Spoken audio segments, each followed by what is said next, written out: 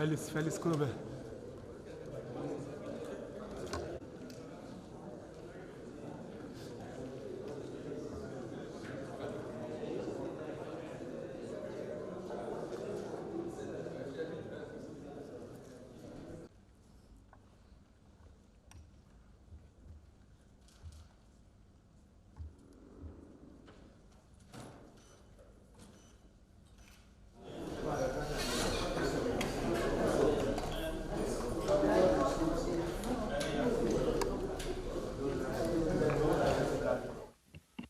Members of the press, as you are all aware, Mr. President has summoned National Security Council meeting, and the major focus of the meeting today, on the basis of which deliberations were made, revolves around the election. The election, the 2023 election that is expected to take place come 25th, right? 25th day of February 2023. Before the National Security Council meeting of today, Federal Executive Council meeting had taken place, at which meeting Mr. President caused the national chairman of the INEC to brief the council relating to the preparations of INEC over the election. The chairman of INEC came around, made comprehensive submission, establishing their preparedness, establishing the fact that they are ready for the conduct of the election. Out of further abundance of caution, Mr. President equally caused the holding of this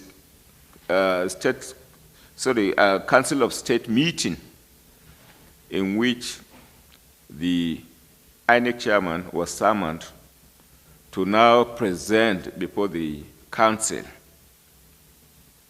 the level of their preparedness over the conduct of the election. At that meeting of this Council of State meeting, the INEC chairman gave further confirmations, undertakings, presentations of their level of preparedness. Now, out of desire to further consolidate and appraise the comprehensive and general preparation of the system relating to the conduct of the election, this meeting, which is third in series of appraising and reviewing the state of preparedness, is called upon by the President, which is the National Security Council meeting. At the National Security Council meeting, briefings were made by security agencies generally and service chiefs. National Security Advisor made submission. Chief of Defense Staff made one. Chief of Army Staff made submission. Chief of Naval Staff made submission. Chief of Air Staff did. Inspector General of Police, who incidentally is equally addressing you, made submission. Director General State Security Service did. And indeed, DGNIA and CDI all made submissions. The summary and conclusion of all submissions was to the effect that the system is wholeheartedly ready for the conduct of the election, and arising therefrom, the position of the government, the position of the president is to the effect that the election is holding on the 25th day of February 2023, and Mr. President and the Council, the National Security Council, are happy with the preparations on the ground, and wholehearted arrangements are put in place in that direction. So we have been mandated, arising from the conclusion of the Security Council meeting, to now brief you accordingly. But the summary of it, the conclusion of it, the resolution of the Council is to the effect that the elections are holding and there is no going back about it. On this note, I will invite the Inspector General of Police to address you on the issues associated with the level of security arrangements that are put in place, all establishing a position that the government is ready, set, and willing, and indeed prepared for the conduct of the election come 25th day of March of February 2023. The IGP, sir. Thank you very much, sir. Gentlemen of the press, once more, good afternoon. On behalf of the National Security Council that has just taken place, I wish to say or add to what the Attorney General of the Federation has just said. Specifically, the meeting dwelled on preparedness of all the security agencies and the military towards conducting free, fair, and credible election come 2025 February and that of 11th March 2023. The Council is satisfied that the Nigeria Police, leading other security agencies, and also the members of the armed forces and the intelligence community are all prepared towards providing the umpire, that is INEC, and the Nigerians, that is citizens who want to exercise their franchise, the opportunity to go out and exercise their right of voting on that day. We were able to inform Mr. President that security-wise, we've been able to crime up this country in terms of threat analysis, in terms of what we expect, what we need to do during, before, and after the elections. And the military have also pledged their commitment to support the process by providing the needed support at their own level, which requires different kind of assistance in terms of, because they may not be actually policing the election, but they are to ensure that no adversary, by whatever means, come out to disrupt the process. The INEC has also told us that it has everything in its custody. The Chief of Air Staff has confirmed his continuous commitment and support in making sure that where his assistance is needed, everything that requires his assistance in terms of deployment of materials will be done. So also the Chief of Naval Staff, who is going to give the same support in the riverine area, and we on our part are going to provide security, like I briefed this press sometime last week, that we expect we will be able to cover every polling station in this country with our men, and we also expect to provide a motorized patrol to ensure that no adversary come to by any way distract the electoral process. Thank you very much. The IG will take questions that relate to him, and then thereafter I respond to those ones targeted at me. Thank you, IG, sir. So I think the first question can equally be answered by the Attorney General. Why are the governors not being cautioned, or being arrested, or being investigated? That's what you are saying by implication. Even if they have committed what you allege to have been incitement. I think the Attorney General can answer that. Go ahead, please. We all know why. Unless you want to hear it from the mouths of the Attorney General or from that of the IG. We are investigating. Whoever does anything, he can be investigated. But for him to be prosecuted, there are people who have immunity.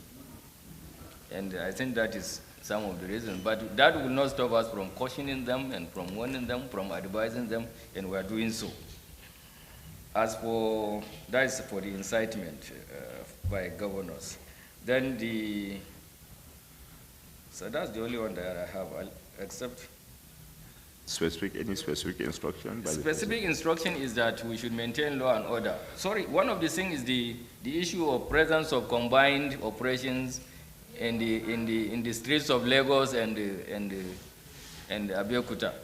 Yeah, these are joint operations aimed at stabilizing the internal security order before the election. So these are not operations that are targeted at the election, but it is targeted at stabilizing the situation, especially the one that came up as a result of the current, currency swap or whatever we can call it, where people go on vandalizing, destroying, and even committing arson and so forth. So this is what is required, is to bring down the situation, stabilize it. But on the election day, you will not see them in polling stations by the grace of God. We will be able to do that. As for specific instructions, yes, we have specific instruction. The specific instruction is that we must ensure that Nigerians are allowed to come out and exercise their franchise or vote the leaders of their choice. And for that, we must create conducive environment or atmosphere for Nigerians to exercise their right. We must also provide protection to INEC materials and officials to do their work.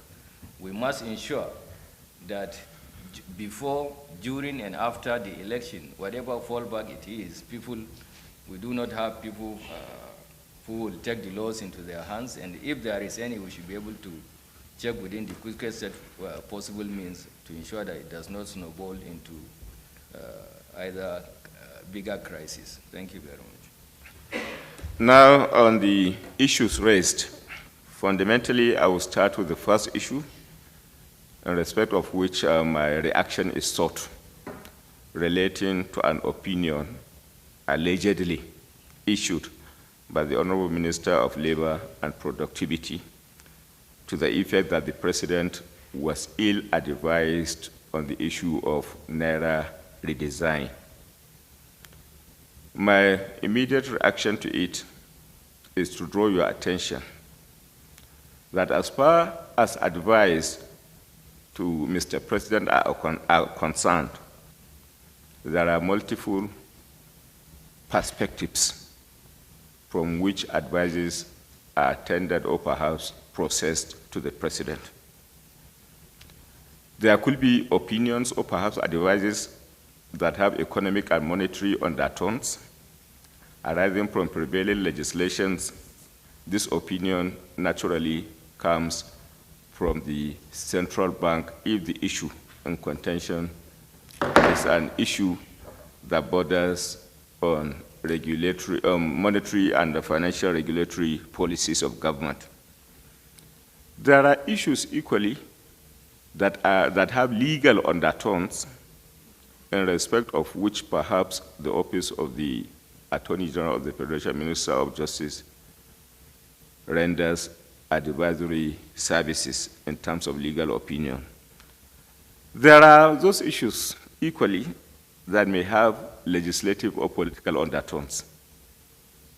So against the background of the multiple layers of profiling opinion, it will be difficult for me to arrive at a conclusion by way of reacting one way or the other to the submissions of the Honorable Minister in view of the fact that he wasn't specific as to the direction of the advisory that he was perhaps making reference to.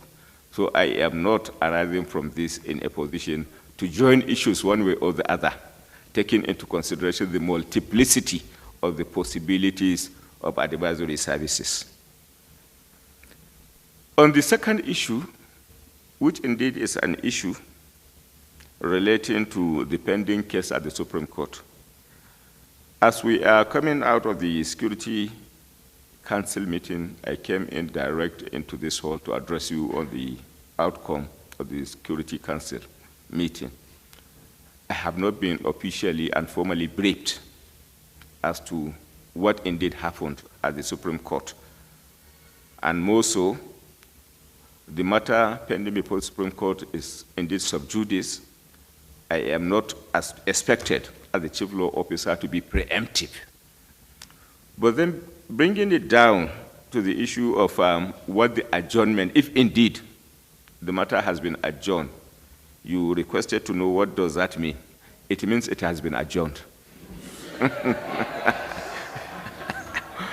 So apparently, the further implication of adjournment is to the effect that there exists a live issue being considered by the Supreme Court, and the Supreme Court will, within the context of its constitutional responsibility, look at it on the 3rd day of March, which indeed, according to you, is the date the matter has been adjourned to. We await the 3rd March to continue and expect the outcome from the Supreme Court accordingly. Thank you very much, members of the press. Thank you, sir.